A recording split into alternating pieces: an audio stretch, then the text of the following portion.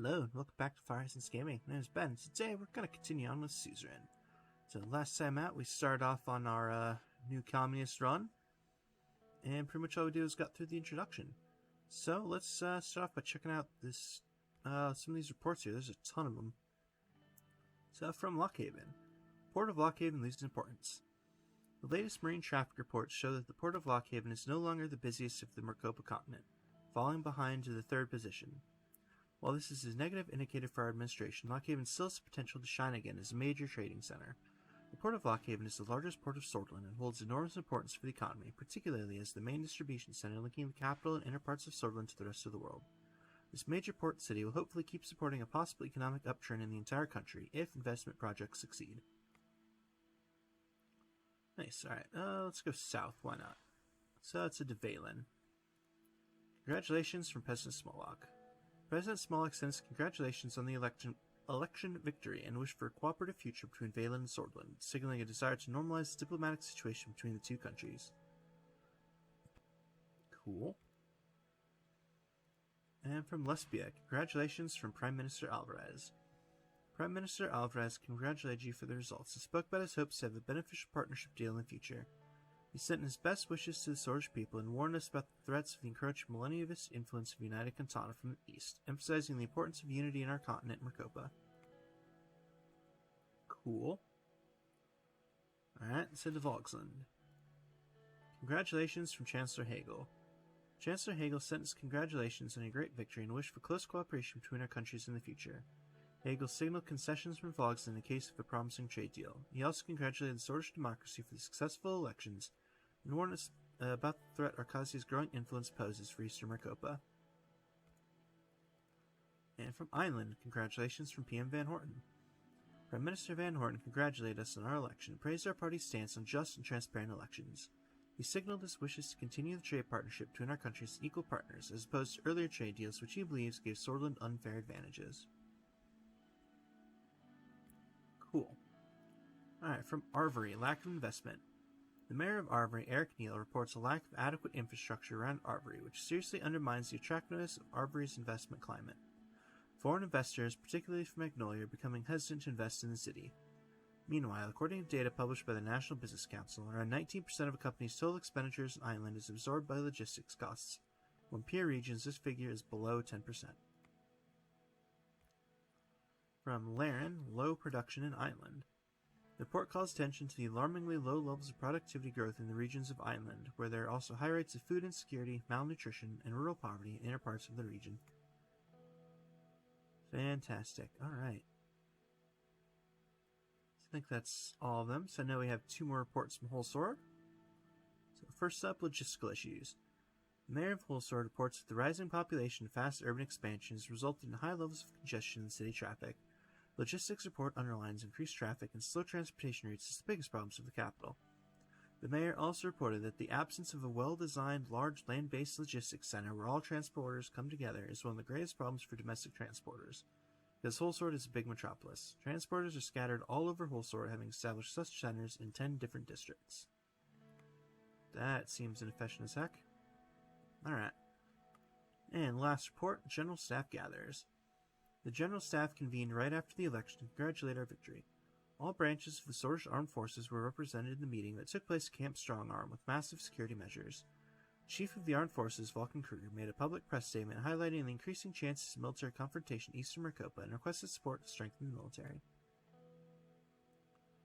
Brilliant. Alright, let's check out the news before we go into our briefings there. So we got 6 papers. So first up is from the Whole Sword Post. Rain spoke of unity. President Anton Rain has been sworn into duty in a great ceremony in Whole Sword. Thousands have attended the ceremony where President Rain has met with supporters for the first time after his election. In his inauguration, Rain spoke of unity, bringing focus on people's right for a free and prosperous life. For many generations, this country and its long history have kept us tied to an idea, the idea of unity, said the new president before he went on to start his first day in the Maroon Palace. Alright, from Swordland today, President Anton Rain. The new president has been sworn into office by Chief Justice Orso Hawker, another great win for the USP and Anton Rain, who managed to get 37% of the general vote. The first congratulations came from Casaro Keevan of the National Front Party. The runner-up of the general vote, the PFJP didn't concede until the last minute, but the results were clear since several hours in. Thousands of supporters have gathered in the streets of Deer, chanting campaign slogans, waving flags, and displaying USP party banners to display unwavering support to the newly elected president. The public mood is very positive in the city from all accounts on the ground. The city is celebrating the Deer-born president with humble roots is now sitting in the Maroon Palace. Alright, well, that's cool. Alright, Lockhaven Times. The new assembly begins duty. President Anton Rain has been elected 4th president of Sordland in the 7th Sordish elections. The United Sordland Party has won the election on Sunday with just over 37% of the vote, while Franz Richter, the leader of the People's Freedom and Justice Party, could gain just over 20%. Sarah Kiemer, the head of the right-wing National Front Party, is in 3rd place with just over 11%.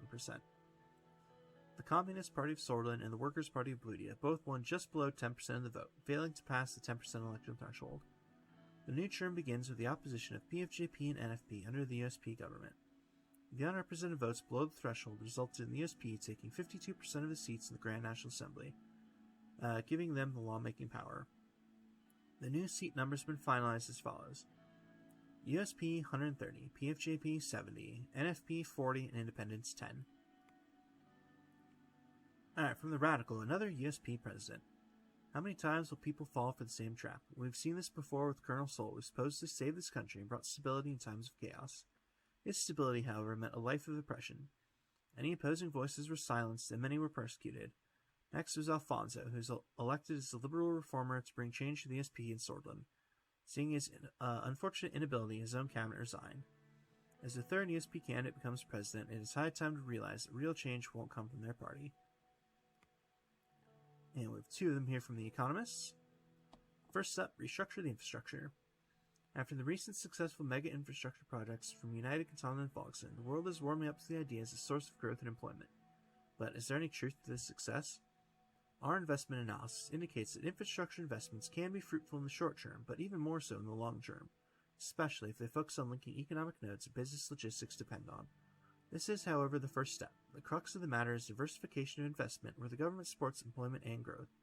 It is key to help private businesses with government contracts, tax breaks, and political support in order to create a self-sufficient and dynamic economy. The government's role in Sordland should be to integrate to the world economy and reap the benefits of global trade. Economic growth and income inequality in this country won't be fixed otherwise. And last up is End Solonomics. A new era begins for Sordland, and it holds many economic questions that will need to be answered by President Rain. Our top economic analysts, with consultation from the National Business Council, have released a comprehensive report on the performance of the past 20 years. A certain section of the report stands out. The last 2 4-year plans of the planned doctrine created a budget deficit and a clear reduction of the industrial production output. This was specifically due to mismanagement and inefficient bureaucracy. The year-on-year growth, budget balance, and production index values indicate that the 2 most productive consecutive years have been when the privatization program of Alfonso began in 1949. Our editorial team, with the help of experts like Mikhail Avin and Edith Agnock, have come to the conclusion that the recession was not actually caused by Evaldo Alfonso's bold privatization program, but by the drastic obstructions of state executives hindering the plan. President Rain must take the advice of planned economy proponents around it with a pinch of salt. Otherwise, he could find himself in the same spot of Tarkin Sol in the mid-40s. Genius. Alright. Well, let's head back to Holsword here for a briefing on the current political situation. Peter Vectrin arrived a couple minutes early and sat across from me. He was struggling to hold back a smile. We did it, Anton. We won, finally. All those years without notice the grindstone paid off. Peter's eyes sparkled. The strain of the past months put a damper on his usual rakish charm, but today he was looking and acting more like his old self. He loosened his tie and undid the top 2 buttons of his shirt. Showing the new secretary I picked up for you. I thought he'd appreciate a gorgeous set of silence. It's a shame the rest of your staff aren't as easy on the eyes. He gestured to the slight paunch that protruded over his waistband. But back in university, did you ever imagine we'd be sitting in the Moon Palace? We have to celebrate this great victory.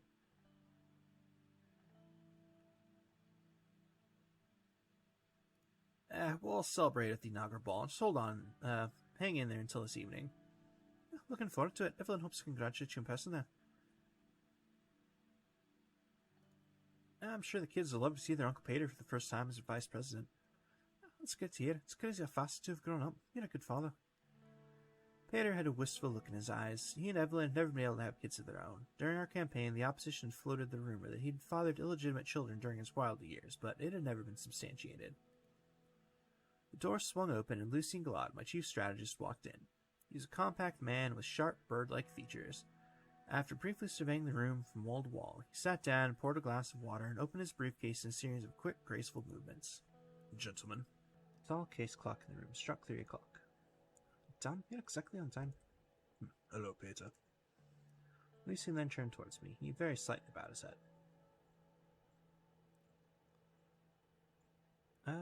Yeah. Lucien, how are you? I am ready and able, sir. Lucien spoke in soft, clipped tones that immediately drew your attention towards what he had to say. Peter and I waited for him to proceed. Let's start by evaluating our current situation.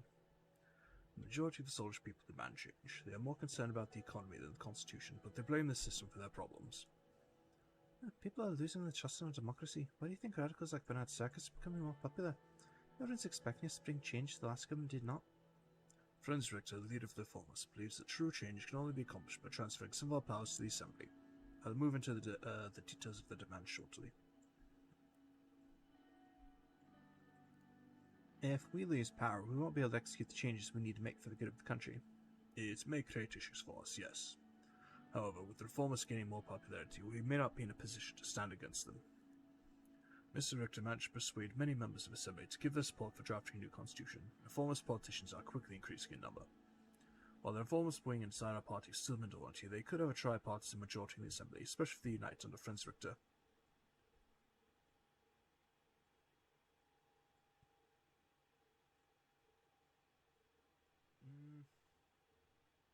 Let's try that one.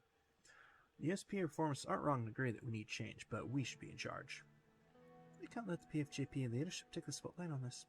The reformist demands are clear. They want to limit the president's veto powers and ensure the Supreme Court is independent to take away the court's right to vote on constitutional amendments. Yeah, I won't allow them to influence me. We'll shape our own future. I agree, sir. The old guard will do its best to preserve the Constitution. Chief Justice Harker and his allied judges have a great influence over the Supreme Court, which will be tough to break. The court also has final say over constitutional legislation. Without their approval, we can't even change it. We must break the power of the Supreme Court one way or another. I agree, they have too much power over Solish politics. We need to take away their votes on constitutional legislation. It's absurd that they get to vote for bills when they aren't even elected. We can't underestimate this situation. We can figure it out. Our party still holds 130 out of 250 seats in the Assembly. We've got the power. However, to reform the Constitution, we must receive a 2/3 majority in the Grand National Assembly, which is 166 votes, and a simple majority in the Supreme Court that equates to 6 votes. After we've settled on how to proceed, we'll need to talk with our party figures. Our first goal must be to get the 150 signatures needed to start the process.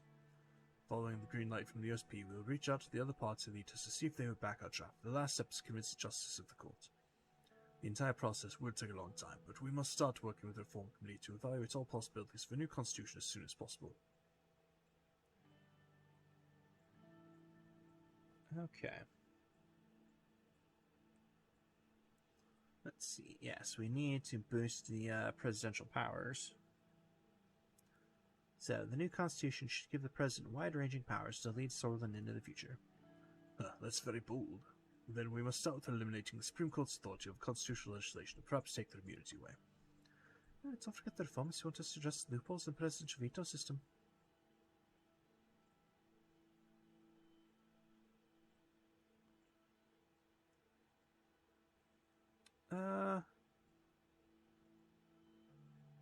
Let's see, I'm not sure what we're going to do with that. Pretty sure we're keeping our veto powers though, right? Actually, that says limit with pocket vetoes. So, I'm not sure. We'll just go with this. Of course, it'll be looked at in detail. What everyone's expecting is a rebalance balance of power between the executive, legislative, judiciary branches. That does include strengthening the assembly by giving them a chance to override vetoes, as well as ensuring that the judiciary is independent. Can't we avoid strengthening the assembly? Peter looked troubled. Yeah, it would be very difficult to plead that case to the reformists. Taking away the legislative power of the Supreme Court or holding your own absolute authority over legislation would look like an attempt to consolidate your own power. We would lose all reform support. And we could package it as a democratic reform. The public might be... The public might be persuaded, but the reformers in Assembly not can fall for that. They would try to paint you as yet another strong man trying to grab more power for himself. Well, what do you suggest we do then? According to the initial draft we made with the reformers, there are 2 changes to the Constitution that are not open for their discussion. Lucian opened his dossier. First, the Supreme Court will no longer vote on constitutional amendments. Second, the President's absolute veto will be taken away. This can be replaced with a limited veto system by fixing the current loopholes. Yeah, okay, that's fine. I'm trying to completely destroy the Supreme Court anyway, and that's cool. That's cool. Yeah, alright. I have no problems with these clauses. Let's work with the reformers. Yes, sir. Lucy nodded. We will form a reform committee together with all parties and start reaching out to all the stakeholders of the Assembly and the Court for a new constitution. Later in the year, we should have an idea of the reform contents and what the other parties want. Lucy took notes. Another important point. We must be aware of the Lothar Group. The oligarchs convene under this organization to influence economic policies. Conrad led it for a long time before falling ill. The new leader is Mr. Walter Tusk. According to reports, some members of the National Business Council are in their pockets. Tusk and the group will surely try to bribe us in exchange for special economic protections. I'll enter dialogue with them eventually. We need to be diplomatic. A wise approach. It's good to understand and see if we can reach a middle ground. Lucian looked at Peter. Well, as far as I know, also Kranti has some strong ties to this group. His influence could definitely be an asset for us, but I'm sure he wants something in return.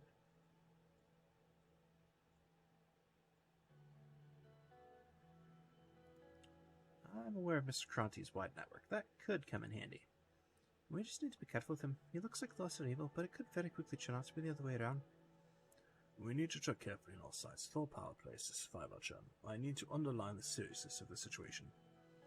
The military and the general staff are a powerful element in the state, and as history tells us, a dangerous one too. We do have some room to make structural changes by reducing the budget, for example, but it is quite limited.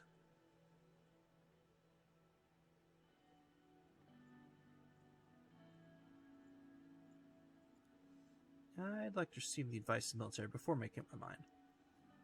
It is sound to listen to them, but they are very biased in their opinions. Patriotism clouds their minds. General Kruger is a spectre of the past. The Defense Minister Joost Francie is more loyal to us compared to General Kruger, a fact that obviously can change from their actions. Either way, I see a potential rift between the two, since they are clearly of different minds. Yeah, if we look strongly against the military, both those guys will unite against us. I agree with Lucian. We need to tread carefully here. Lucian looked at his watch. Well then, gentlemen, precisely 30 minutes. This concludes our political briefing for today. Our next meeting will be about our media strategy. Talk to you soon, sir. I'll keep in touch.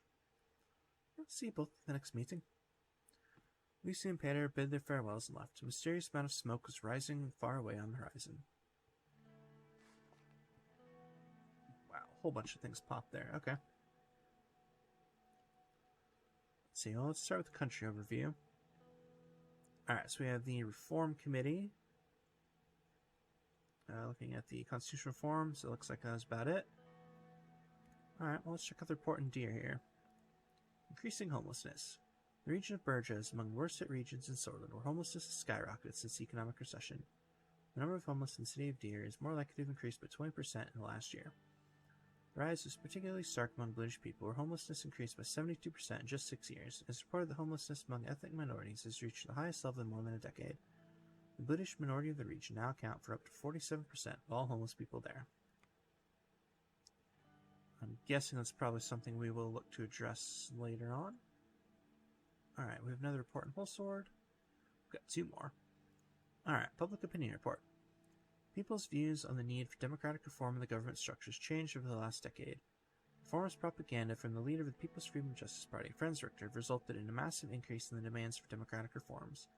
It is estimated that currently 55% of the population supports the reformist ideas. And police report on HSU fire. A fire broke out in the Academic Administration building of Holsworth State University. The initial report from the Chief of Police in Holsworth indicates a near to complete destruction of employee records from 1890 until now, along with original copies of internationally recognized academic research was destroyed. The extent of the damage is worse than expected. Awesome. I'm sure that's happened before, but I don't remember that. Although I guess that's probably a good way for our spy to destroy any records of the person whose identity she stole. Alright, let's hit the journal real quick. Let's see, 1. The election. Declared intention to work with reformists with constitutional reform. We'll definitely be doing that to at least some sort of degree.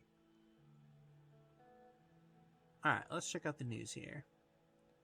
Got 5 of them. So starting off with 2 from the Whole Sword Post. Fire strikes Whole Sword State University archive. A sudden fire broke out in the archives of Whole Sword State University, engulfing a significant part of the academic administration building. It was put out by local firefighters after burning for 8 hours and ravaging through the historic library, which housed many priceless documents. Reporters on the scene have relayed that the event occurred in the evening, with multiple staff of the faculty being transported to the hospital with severe burns, but no deaths occurred. The rector, Sandra Nava, immediately commented that the incident has damaged several academic works and employee records. We might have lost the world, or we might have lost Maricopa. We won't know until the day when we can enter the facility to evaluate. Okay, I definitely don't remember that, but interesting. Alright. Then a committee for reforms.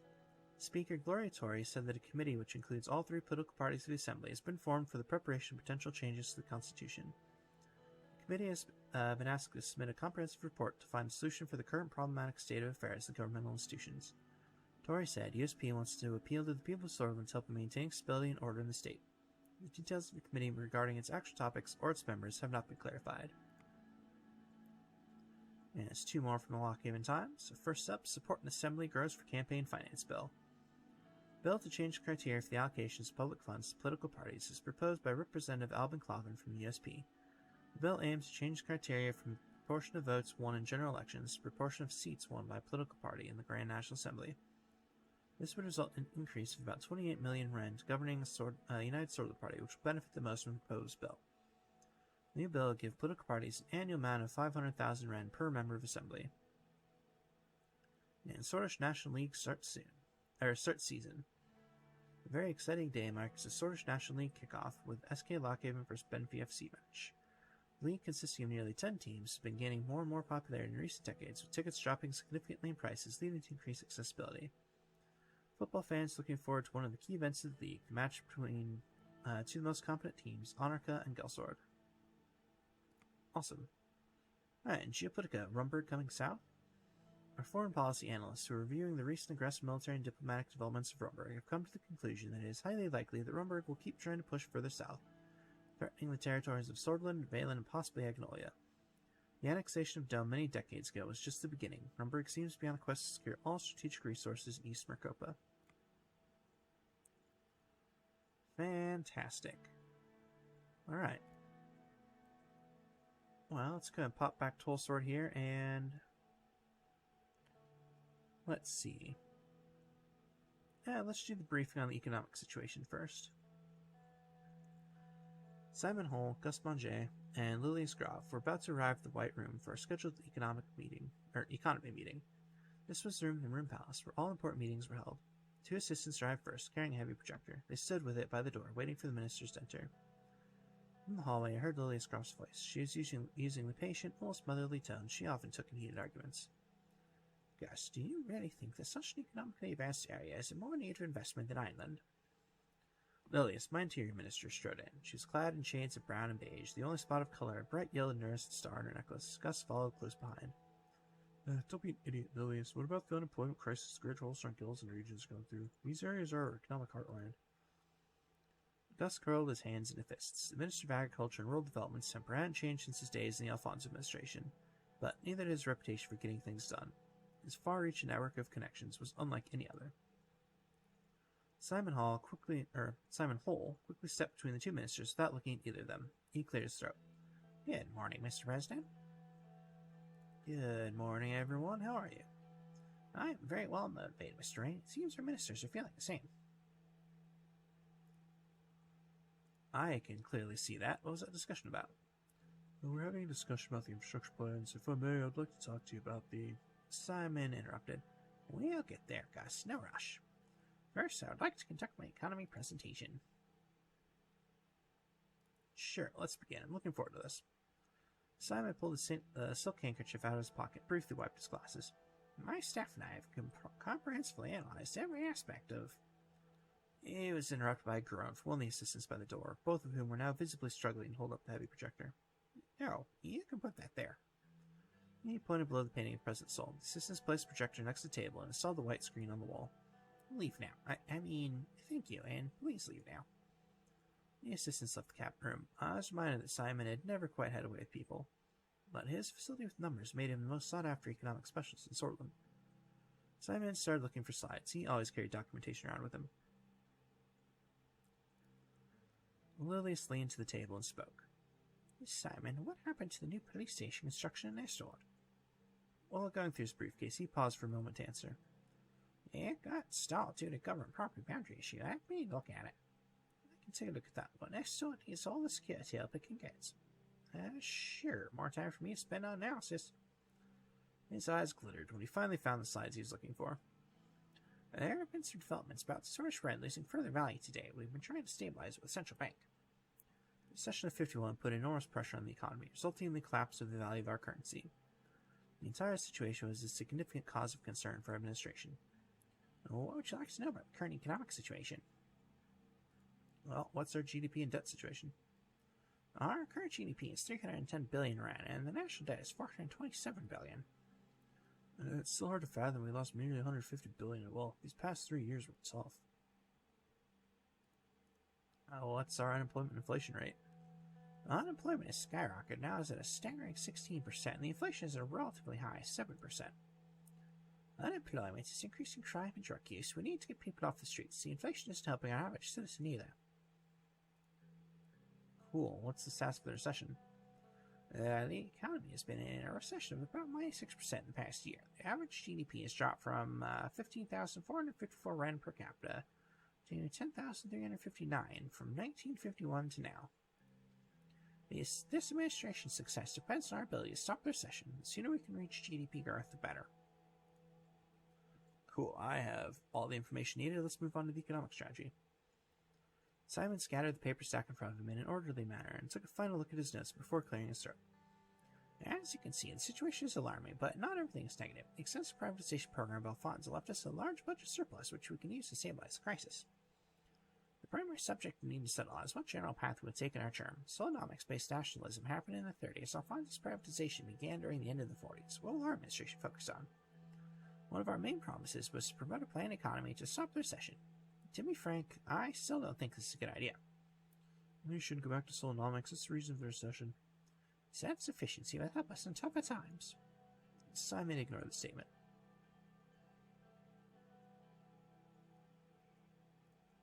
Yeah, I mean, the more of the economy we control, the better we can manage recession.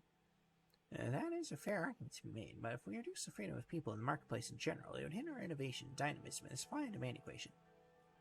Sage will about Alphonse. Without his attempts, our current coffers would be empty and the recession would be a depression.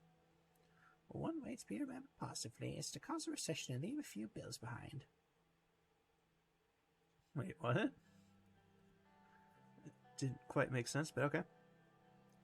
The structural problems of Solonomics were going to lead to a recession, according to the predictions at the time anyway. Either way, even if we pick one of the doctrines, we retain the option to make economic choices on a case-by-case basis. That is, however, not recommended from my point of view. The last thing we need is a chaotic economic plan. Finally, something we both agree on, Lilius. There is another important point which has direct impacts on our economy: superpowers. We might have won the election, but I'm still against aligning ourselves with the superpowers. Economically speaking, we aren't as tied to United Cantona as we are to Arcasia, so a decision line of these is much more difficult to accomplish. We must be very cautious. There are schemes being devised by Sortland, and we cannot give in to their wants now or in the future, otherwise our country will turn into a pawn. I want you to reconsider your promise to align with United Cantona.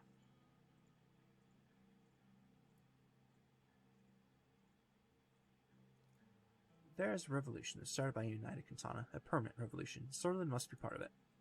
Well, we'll see how long that will last. When the time comes, I hope you'll make the right decision for our own good. Simon cleared his throat again. Well, let's not get ahead of ourselves. Minister Lee should be in charge of informing on those types of foreign policy decisions. We must first decide our internal economic plan. Simon put forward a legal document outlining the possibilities of both the economic doctrines listed. The cabinet members looked at me.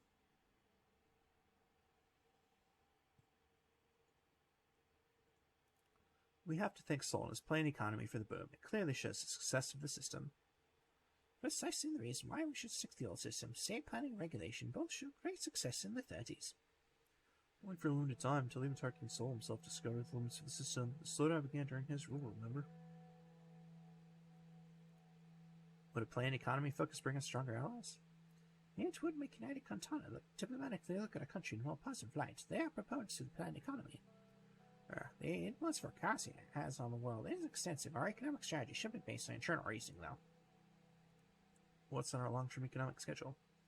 Pick a construction company, trade relations, tax reform, welfare privatizations, or nationalization initiatives would be some of them. We must choose wisely, and remember that the free market economy in all forms is the future of the world. I wouldn't be so sure. Cool, let's move on. What are your final thoughts, then, Mr. President?